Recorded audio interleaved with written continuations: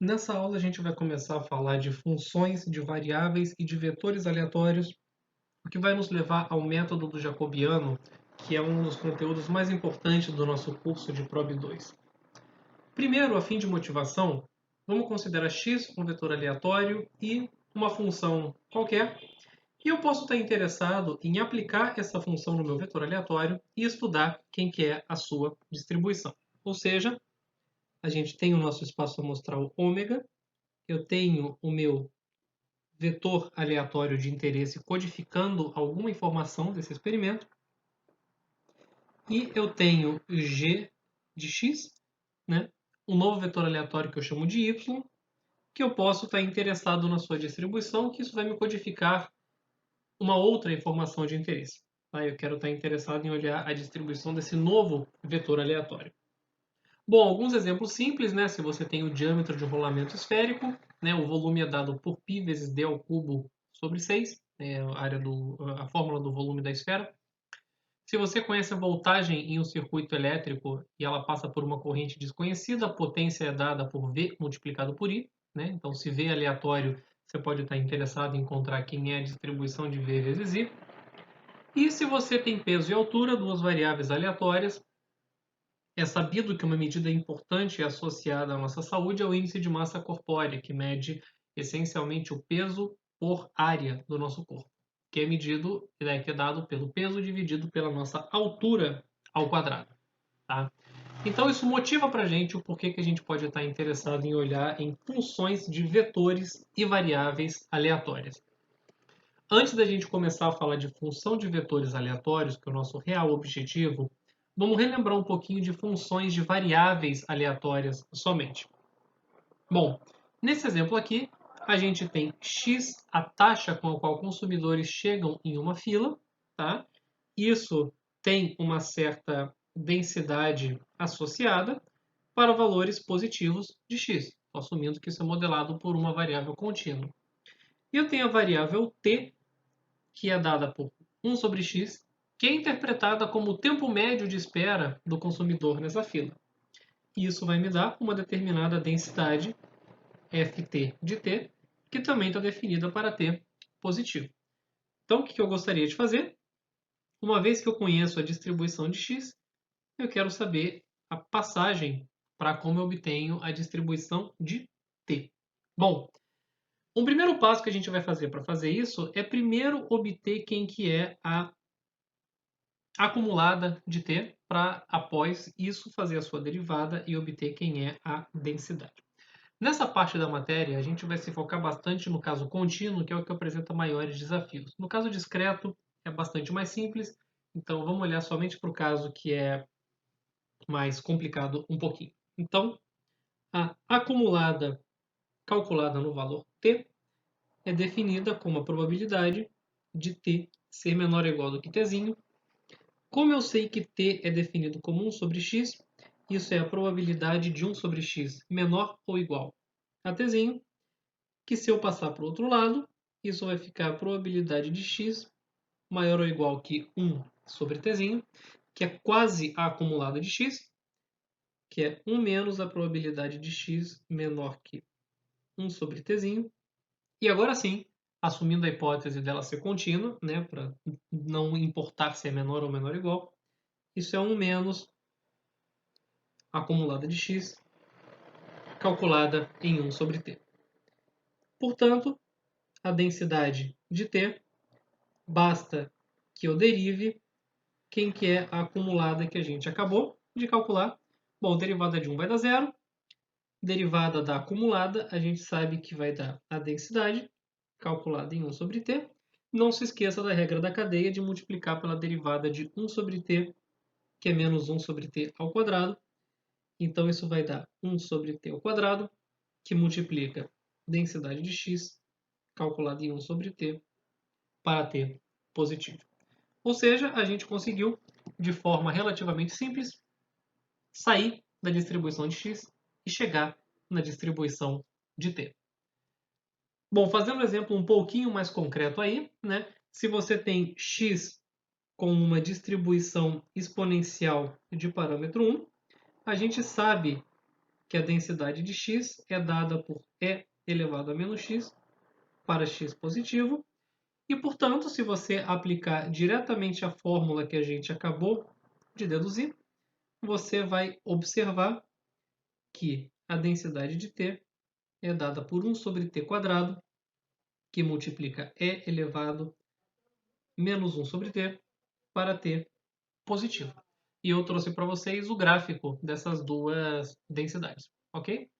Então, e elevado a menos x, a função que está em verde aqui, e a função que está em laranja é a densidade da variável aleatória t, ok?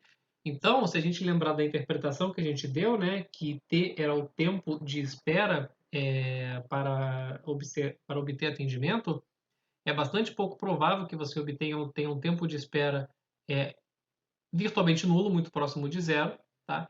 Você tem um máximo aqui em torno de meio, depois o seu tempo vai decaindo, porque se torna também bastante improvável que você observe um tempo de espera aproximadamente infinito. Bem sabemos que nem sempre isso é verdade, dependendo do que você está esperando o atendimento. Para finalizar esse vídeo, perdão, deixa eu mostrar um exemplo aqui para vocês, que agora, nesse caso, você tem x, uma variável aleatória uniforme no intervalo de menos 1 até 1, e você gostaria de encontrar quem que é a distribuição de y igual a x quadrado, tá?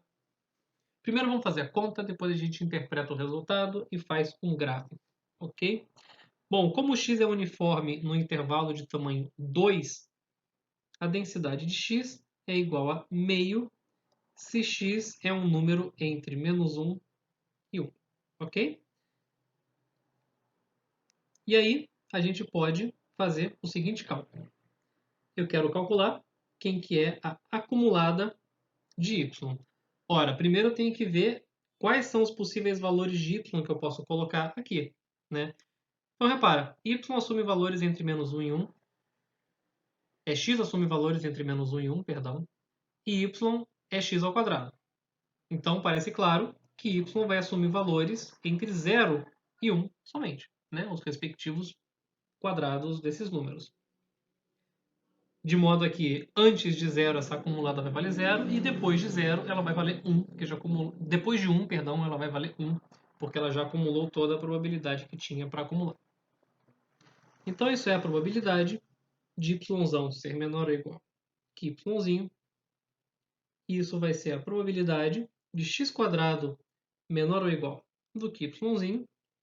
Então, se a gente fizer um desenhozinho aqui, x quadrado, tá? Eu quero saber quando que x quadrado é menor do que y.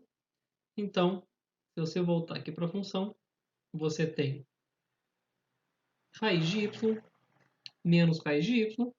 Tá? Então, para você observar x quadrado menor que y, basta que você observe x entre menos raiz de y e raiz de y.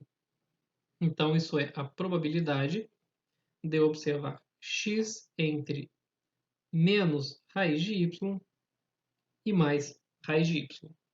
Que a gente sabe calcular essa probabilidade a partir da densidade de x. Vai ser a integral de menos raiz de y até raiz de y de meio dx. Após você fazer essa conta, você vai encontrar raiz de y para y entre 0 e 1. Né? Lembrando que a gente já sabe que antes de 0 vai ser 0 e depois de 1 vai ser 1, por conta da natureza dessa variável aleatória. Portanto, a densidade de y, basta que a gente derive a acumulada, derivada da função raiz vai dar 1 sobre 2 raiz de y, e agora eu só posso calcular y entre 0 aberto e 1 fechado. Né? Eu não posso dividir por 0 aqui. Então, vamos interpretar o que acontece nesse caso. Primeiro, você tem aqui x e a densidade de x, tá? E os valores que você observa são uniformemente distribuídos de menos 1 até 1. E aí você pega essa variável aleatória e a eleva ao quadrado. E agora você vai observar uma variável aleatória y, que perto de zero, né, se você fizer y próximo de zero aqui, você vai ver uma densidade arbitrariamente grande. Tá? É um valor próximo de infinito. Beleza? E por que que isso deveria acontecer, né? Por que que isso é razoável? É um erro bastante comum as pessoas acharem que y pode ser uniforme no intervalo de 0 a 1, né? Porque você está pegando uma uniforme, fazendo uma operação, vai continuar uniforme. Mas a gente acabou de verificar que isso não é verdade. Mais ainda, a gente acabou de verificar que próximo de zero, y tem uma concentração anormal, né, de valores, tão anormal que a sua densidade explode. Bom, vamos entender o porquê que isso faz sentido. Como que você faria para observar uma amostra da variável aleatória y, né? Basta que você entre no seu software favorito, faça amostras aqui de uma uniforme, que a gente bem sabe fazer, e você eleve elas ao quadrado. Tá? Mas o que acontece quando você eleva um número entre 0 e 1 ao quadrado? Ele fica mais próximo de zero. Tá? E se esse número estiver entre menos 1 e 0, ele vai se aproximar ainda mais de zero, né? Como a gente bem acabou de falar, porém vai ficar com sinal positivo. Ou seja, elevar ao quadrado essas observações laranjas aqui força os seus números a ficarem mais próximos de zero. Tá? Então, se você pegasse essa amostra que você observou no seu software e elevasse ao quadrado e fizesse um histograma, você observou uma concentração muito grande de valores perto de zero, depois eles ficando menos concentrados. Porque você tem uniformemente distribuídos os valores aqui em torno de zero, porém, quando você eleva ao quadrado, eles vão ficar muito concentrados em torno de zero pelo argumento que a gente acabou de dar. Tá? Então, moral desse exemplo é para você tomar muito cuidado com o que a sua intuição te diz sobre distribuição de funções de vetores e variáveis aleatórias, que isso pode te enganar. Tá? E esse procedimento que a gente relembrou nesse vídeo, de você fazer uma passagem pela acumulada, ele funciona, mas existe um pequeno atalho que funciona em determinadas circunstâncias que a gente vai relembrar no próximo vídeo.